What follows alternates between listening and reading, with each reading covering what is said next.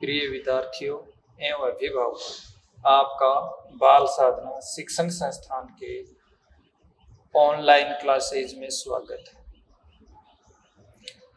मैं मन्नी राम खिचड़ आज आपको अध्याय 12 वर्त की विविध प्रश्नमाला के 20 से आगे के प्रश्न कराने जा रहा हूं। 20 तक सवालों में अगर किसी भी विद्यार्थी के कोई समस्या आई हो तो वह कमेंट बॉक्स में कमेंट करे ताकि हम उनका उत्तर दे सकें। अब प्रश्न नंबर 21 है, यदि एक वर्त की दो बराबर जीवाएं परस्पर प्रतिच्छेद करें तो सिद्ध कीजिए एक जीवा के दो भाग दूसरी जीवा के दोनों भागों के पृथक पृथक बराबर होते हैं। एक जीवा के दो भाग दूसरी जीवा के दोनों भागों के पृथक पृथक बराबर होते हैं। पृथक पृथक का मतलब यह है कि बड़ा भाग है वो बड़े भाग के बराबर, छोटा भाग है वो छोटे भाग के बराबर होता है। ये सिद्ध करना है। तो विद्यार्थियों, सबसे पहले अपन एक वर्त का चित्र बनाते हैं और उसमें दो बराबर जीवाएं एक खींचते हैं और जो एक दूसरे को प्रतिच्छेद करते हैं।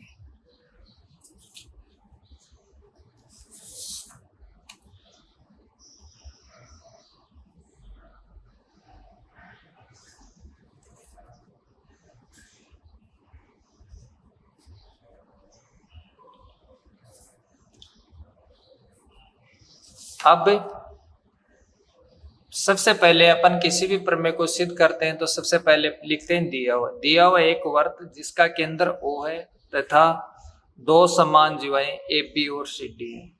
दो बराबर जीवाएं दे रखी हैं आपको, इसलिए हमने लिखा दो समान जीवाएं AB व CD हैं जो एक दूसरे को P पर काटती हैं। किस बिंदु पर काटती हैं? P पर।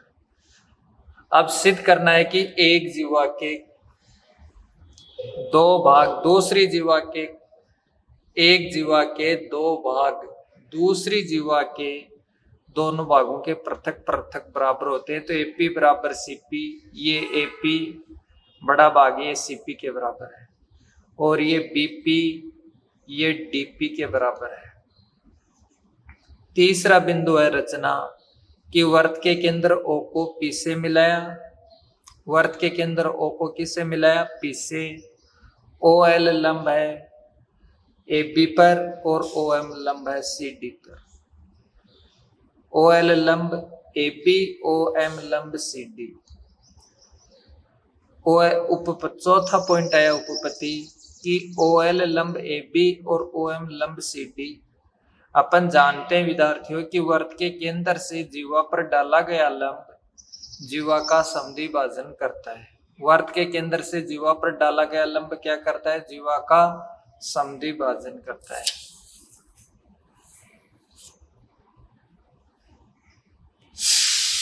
वर्त के केंद्र से जीवा पर डाला गया लंब जीवा का समद्वि भाजन करता है। तो AL और LB बराबर होगा AB बटा 2। CM और MD बराबर होगा CD बटा 2। अब जब AB और CD जीवा बराबर है, जब जीवा AB और जीवा CD बराबर है तो इनके अर्धक भी क्या होंगे? बराबर होंगे। तो AL बराबर क्या होगा? CM। AL बराबर हो गया CM। अब जब दो जीवाएं समान होती हैं तो वह केंद्र से भी समान दूरी पर होती हैं। दो जीवाएं समान लंबाई की होती हैं तो वो केंद्र से भी समान दूरी पर, समान जीवाएं केंद्र से समान दूरी पर होती हैं तो OL बराबर हो गया OM। अब समकोण त्रिभुज OLP और OMP में भुजा OL बराबर भुजा OM दिया है ना, ऊपर सिद्ध कर चुके इस बात को कि समान जीवाएं हैं, समान जीवाएं केंद्र से समान दूरी पर होती हैं। दूसरा कोण OLP बराबर OMP 90 डिग्री तीसरा कि भुजा ओपी बराबर भुजा ओपी उभयनिष्ठ भुजा है।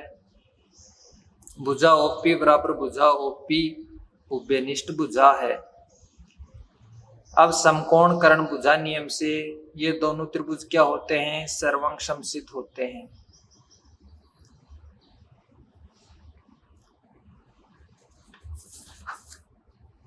ओपी बराबर ओपी उभयनिष्ठ भुजा है। समकोण कर्ण भुजा, समकोण कर्ण भुजा नियम से त्रिभुज ओ एल पी सर्वांग सम त्रिभुज ओ एम पी। जब ये दोनों त्रिभुज सर्वांग सम हो गए तो भुजा एल पी बराबर किसके होगा? एम पी के। समीकरण 1 व समीकरण 2 को जोड़ने पर A L plus L P और C M plus M P, तो A L plus L P को जोड़ा तो ये हो गया A P, C M plus M P को जोड़ा तो ये हो गया सी पी। तो बड़ा भाग ए पी है वो सी पी के बराबर है। दूसरा L B minus L B, L B में से एल पी घटाते हैं तो बचता है पी बी, एम डी में से एम पी घटाते हैं तो बचता है पी डी। तो ए पी बराबर सी बी, सी पी और पी बी बराबर पी डी, और यही आपको सिद्ध करना था इसके अंदर। देखो ये वर्त है,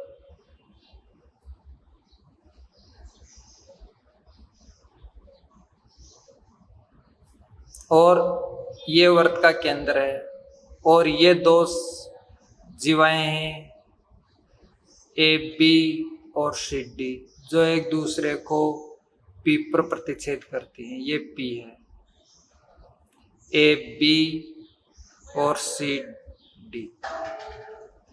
अब इससे केंद्र पर, इससे जीवा पर डाला गया लंब एल, इससे जीवा पर लंब डाला गया एम,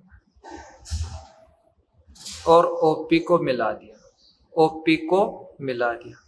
तो दिया में तो क्या लिखोगे? दिया हुआ एक वर्त जिसका केंद्र वो है ए बी व सी डी, दो समान जीवाएं हैं और जो एक दूसरे को पी पर काटते हैं, ये लिख दिया। सिद्ध करना में अपन को ये बताना है कि एक जीवा के कर्मित भाग, तो ए पी बराबर क्या होगा? सी पी, ए पी बराबर सी पी और पी डी बराबर होगा पी बी। पी बी बराबर सिद्ध करना है पी डी और ए पी बराबर सी पी। एक जीवा के कर्मित भाग, बड़ा भाग बड़े भाग के बराबर, छोटा भाग है वो छोटे भाग के बराबर होता है। अब वर्त के केंद्र ओ को पी से मिलाया और ओ एल लंब ए बी, ओ एम लंब सी डी। अब अपन जानते हैं किसी भी वर्त के केंद्र से जीवा पर डाला गया लंब जीवा का समद्विभाजन करता है, तो ए एम और एम डी और ए एल और एल बी ये बराबर है। तो ए एल और एल बी बराबर है, तो ए एल बराबर क्या लिख सकते हैं अपन? सी एम लिख सकते हैं। क्यों? क्योंकि ए बी बराबर सी डी है, तो इसका आधा ए एल और सी एम बी बराबर होगा।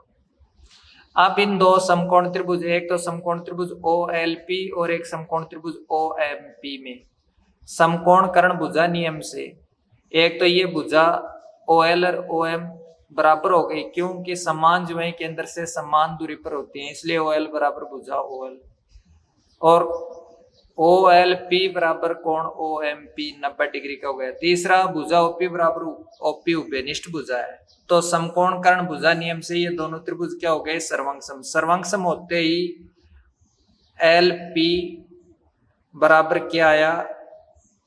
M P.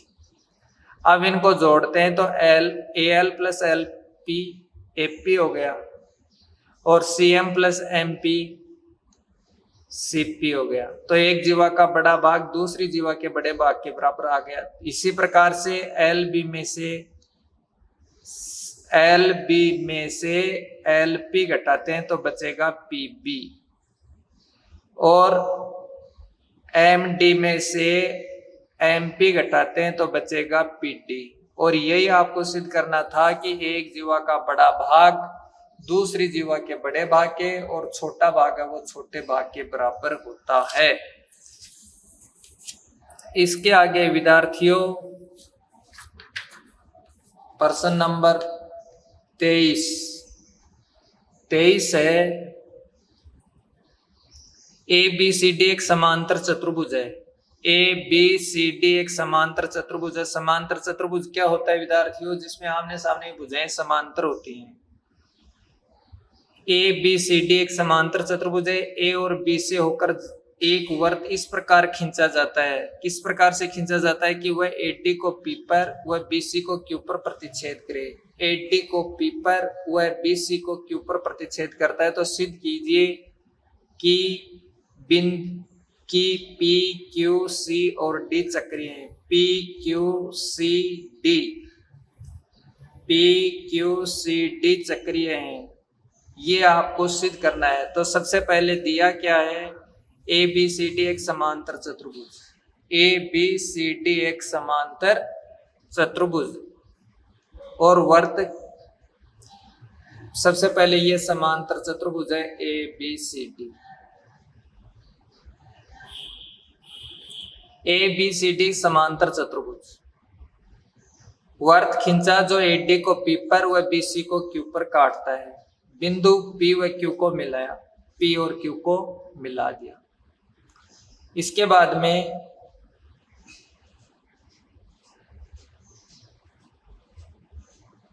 A P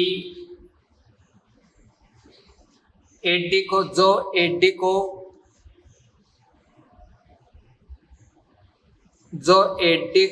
P पर व बीसी को क्यू पर काटता है। बिंदु पी व क्यू को मिलाया। ए पी क्यू बी एक चक्रीय चतुर्भुज।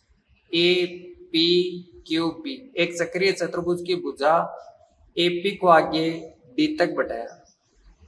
तो बहिष्कोण 1, ये बहिष्कोण 1 का मान किसके बराबर होगा? आंतरिक कोण बी के बराबर होगा। बहिष्कोण 1 का मान आंतरिक कोण बी के बराबर होगा। ए बी समांतर सी डी, ए बी किसके समांतर है? सी डी के। और पी क्यू इसको काटता है। ए बी समांतर सी डी पी क्यू काटता है।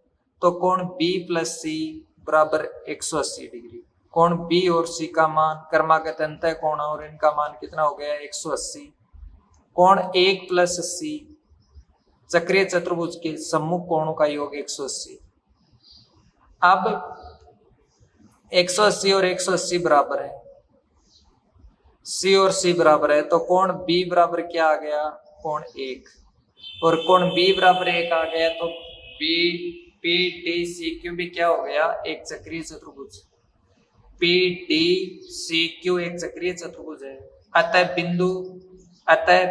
पी क्यू सी डी चक्रीय है। अतः पी क्यू सी डी चक्रीय है। देखो ये समांतर चतुर्भुज है ए बी सी डी और ये वर्त है।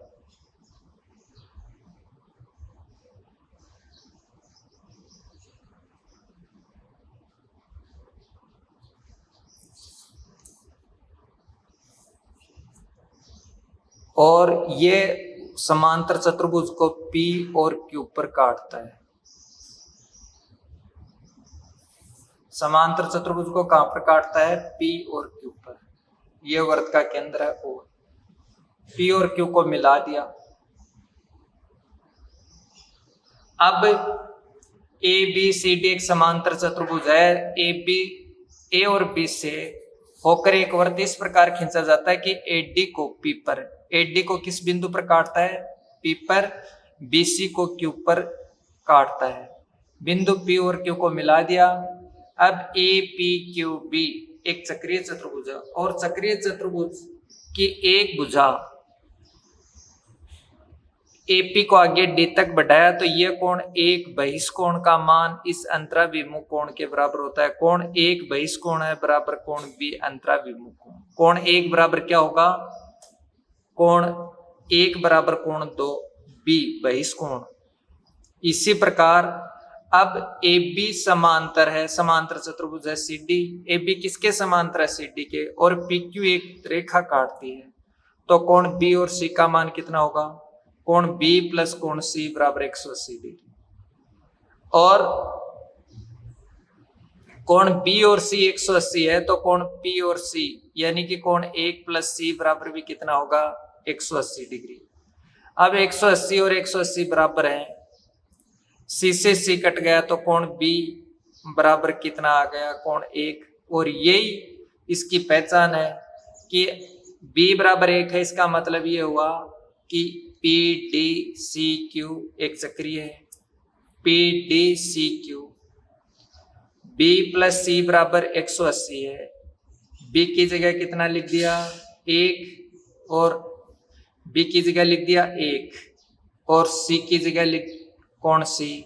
और ये कब होते हैं, ये चक्रीय चतुर्भुज होता है तभी तो होता है कि कोण 1 प्लस कोण सी बराबर 180 डिग्री। अतः पी डी सी क्यू एक चक्रीय चतुर्भुज है और पी डी सी क्यू एक चक्रीय चतुर्भुज है तो पी क्यू सी डी चक्रीय है। पी क्यू सी डी चक्रीय है। इसके बाद में प्रश्न नंबर 26 है,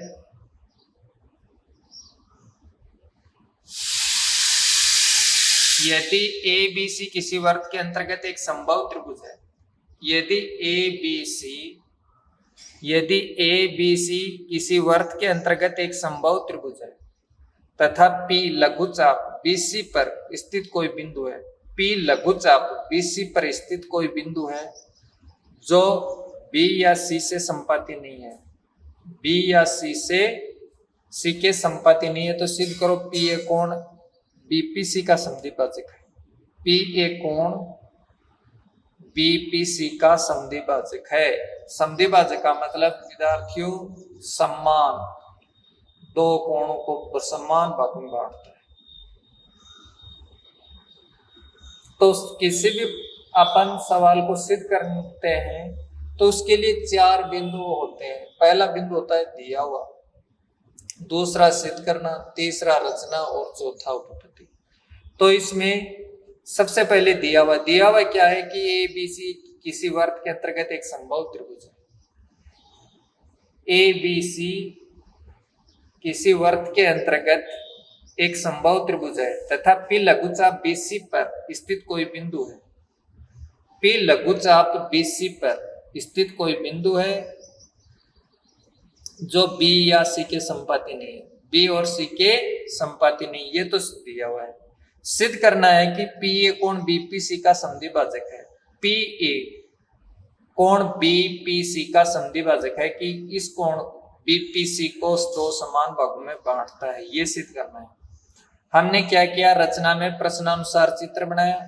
वर्त के केंद्र O को B से C से P से और PB और PC को मिलाया कि प्रश्नानुसार चित्र बनाया। केंद्र O को बिंदु A B C से मिलाया, वर्त के केंद्र O को A B C से मिलाया, BP व PC को मिलाया, BP PC को मिलाया। अब चौथा पॉइंट आया उपपत्ति। वर्त की समान जीवाएं केंद्र पर समान कोण अंतरित करती हैं। वर्त की समान जीवा AB और AC क्या है, समान जीवाएं। क्यों? क्योंकि संभव त्रिभुज में सभी भुजाएं समान होती हैं। विद्यार्थियों, संभव त्रिभुज वह होता है जिसकी तीनों भुजाएं समान होती हैं, इसलिए AB और AC बराबर हैं। वर्त की समान जीवाएं केंद्र पर समान कोण अंतरित करते हैं। जीवा AB बराबर AC तो कोण AOB बराबर कोण AOC, समीकरण नंबर 1। AOB बराबर कोण AOC, समीकरण नंबर 1। अब एक चाप द्वारा वर्त के केंद्र पर अंतरित कोण, एक चाप द्वारा वर्त के केंद्र पर अंतरित कोण उसी चाप द्वारा शेष परिधि पर अंतरित कोण का दुगुना होता है। तो एक चाप द्वारा वर्त के केंद्र पर अंतरित कोण AOC, चाप AC द्वारा वर्त के केंद्र पर अंतरित कोण AOC व शेष परिधि पर अंतरित कोण APC का दुगुना होता है। APC का दुगुना होता है तो कोण AOC बराबर 2 कोण APC। इसी प्रकार से कि चाप AC द्वारा केंद्र पर अंतरित कोण AOC 2 कोण ए पी बी, दो कोण ए पी बी।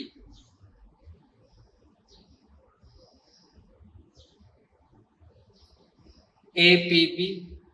अब ये जब दोनों बराबर है तो समीकरण 1 और 2 से, 2 और 3 से, तो 2 एपीसी बराबर 2 कोण एपीबी। तो 2 से 2 कट गया, एपीसी बराबर क्या आया, पी एपीबी। कोण एपीबी और कोण एपीसी बराबर है, इसका मतलब क्या हुआ कि पीए कोण बीपीसी का समद्विभाजक है। अतः कोण पीए कोण बीपीसी का समद्विभाजक है, और यही आपको सिद्ध करना था।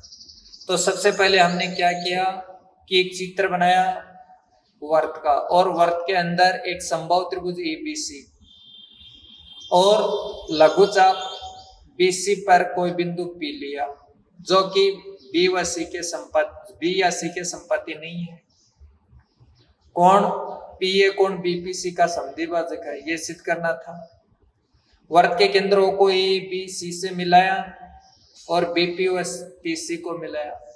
अब वर्त की समान जीवाएं केंद्र पर समान कोण अंतरित करती हैं, तो जीवा ए बी बराबर जीवा ए सी, जीवा ए बी बराबर जीवा ए सी, कोण ए ओ बी बराबर कोण ए ओ सी। चाप द्वारा केंद्र पर अंतरित कोण ए ओ सी शेष परिधि पर अंतरित कोण ए पी सी का दुगुना होता है, तो हमने लिखा कोण ए ओ सी बराबर 2 कोण ए पी सी। ठीक इसी प्रकार से चाप यही है, कोण ए ओ सी बराबर 2 कोण ए पी सी, क्योंकि एक ही वर्तखंड के कोण बराबर होते हैं, तो ये दोनों कोण बराबर आ गए। कोण ए पी सी बराबर कोण ए पी बी। अब ए पी सी बराबर ए पी बी है, तो पी ए कोण पी बी सी का समद्विभाजक है, और यही आपको सिद्ध करना था।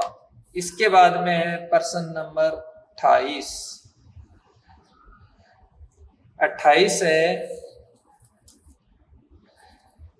कि यदि एक चक्रीय चतुर्भुज ए बी सी डी के सम्मुख कोणों के समद्विभाजक, एक चक्रीय चतुर्भुज ए बी सी डी के सम्मुख कोणों के समद्विभाजक, एक का सम्मुख कोण चक्रीय चतुर्भुज के सम्मुख कोणों का समद्विभाजक इस चतुर्भुज के परिगत वर्त को पी और क्यू बिंदुओं पर प्रतिच्छेद करते हैं, पी और क्यू बिंदुओं पर प्रतिच्छेद करते हैं। इस चतुर्भुज के परिगत वर्त को पी और क्यू बिंदुओं पर प्रतिच्छेद करते हैं। सिद्ध करो पी क्यू वर्त इस वर्त का व्यास है, पी क्यू इस वर्त का व्यास है, ये आपको सिद्ध करना है। तो दिया हुआ एक चक्रीय चतुर्भुज ए बी सी डी है। दिया हुआ क्या है, एक चक्रीय चतुर्भुज A B C D, A B C D एक चक्रीय चतुर्भुज है। इसका एक का सम्मुख कोण, कोण ए का सम्मुख कोण है सी, बी का सम्मुख कोण है डी। अब कोण ए का समद्विभाजक ए पी है और कोण सी का समद्विभाजक सी क्यू है। तो ये दिया हुआ एक चक्रीय चतुर्भुज ए बी सी डी के सम्मुख कोणों के समद्विभाजक इस चतुर्भुज, एक चक्रीय चतुर्भुज ए बी सी डी के सम्मुख कोण ए और सी हैं के समद्विभाजक ए पी और सी क्यू के परिगत वर्त को बिंदु पी और क्यू पर प्रतिच्छेद करते हैं। ठीक है, सिद्ध करना है पी क्यू ये वर्त का व्यास है। पी क्यू क्या है, वर्त का व्यास, ये आपको सिद्ध करना है। रचना A P Q C Q D A Q को मिलाते हैं। रचना में क्या करते हैं, A P A Q C Q D Q को मिलाते हैं। उपपत्ति पी क्यू वर्त का व्यास होने के कारण कोण पी ए क्यू बराबर 90। पी क्यू वर्त का व्यास है तो कोण पी ए क्यू बराबर क्या होगा, 90 डिग्री, क्योंकि अर्धवर्त में बना कोण समकोण होता है। ये अपन सिद्ध करेंगे कि अगर ये व्यास है, पी क्यू वर्त का व्यास होने के कारण पी ए क्यू बराबर 90 होगा। पी ए क्यू अर्धवर्त में बना कोण समकोण होता है, ये सिद्ध करेंगे। तो ए बी सी डी चक्रीय चतुर्भुज है जिसके सम्मुख कोणों का योग 180 डिग्री होता है। अपन जानते हैं कि चक्रीय चतुर्भुज के सम्मुख कोण, कोण ए प्लस कोण सी, कोण बी प्लस कोण डी बराबर 180। तो ए बी सी डी चक्रीय चतुर्भुज है जिसके सम्मुख कोणों का योग 180 होता है। तो कोण ए प्लस कोण सी बराबर 180। अब एकार्धक और विकार्धक सब में 2 का भाग दिया, कोण ए बटा 2 प्लस कोण सी बटा 2 बराबर 180 बटा 2। अब कोण ए बटा 2 ये हो गया कोण पी ए क्यू, कोण पी ए डी ये हो गया कोण P A D plus C बटा 2 ये हो गया Q C D, Q C D ये कोण और ये कोण का योग बराबर 90 डिग्री। लेकिन क्यू सी डी कोण क्यू ए डी जीवा क्यू डी के वर्त के समान वर्तखंड के कोण है। क्यू सी डी और क्यू ए डी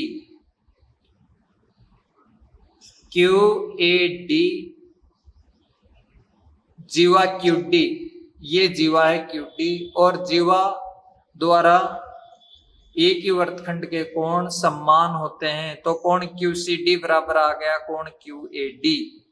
वर्त के समान वर्तखंड के कोण है तो कोण क्यू सी डी बराबर Q A D.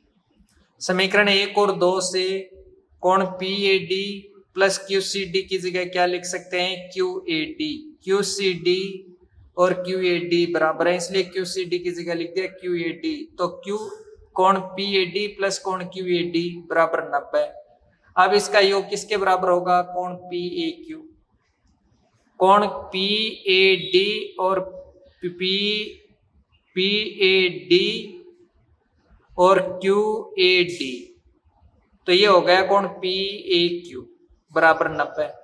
P A Q एक अर्धवर्त में स्थित है। पी ए क्यू किस में स्थित है अर्धवर्त में, अतः पी क्यू वर्त का व्यास है। पी क्यू क्या हो गया वर्त का व्यास। पी ए क्यू एक अर्धवर्त है और अर्धवर्त में स्थित है अतः पी क्यू वर्त का व्यास है। इसी के साथ आज का अपना ये टॉपिक समाप्त करते हैं। प्रश्न 28 तक के मैंने करवाए, शेष बचे प्रश्न आप करना और किसी विद्यार्थी को कोई दिक्कत आती है तो वो कमेंट बॉक्स में कमेंट करना। और उम्मीद है कि आज का ये वीडियो आपको पसंद आया होगा। अगर किसी विद्यार्थी के कोई समस्या है तो वह कमेंट बॉक्स में कमेंट करें। घर पर रहें, सुरक्षित रहें और ज्यादा से ज्यादा पढ़ें, विशेष ध्यान दें। धन्यवाद। जय हिंद।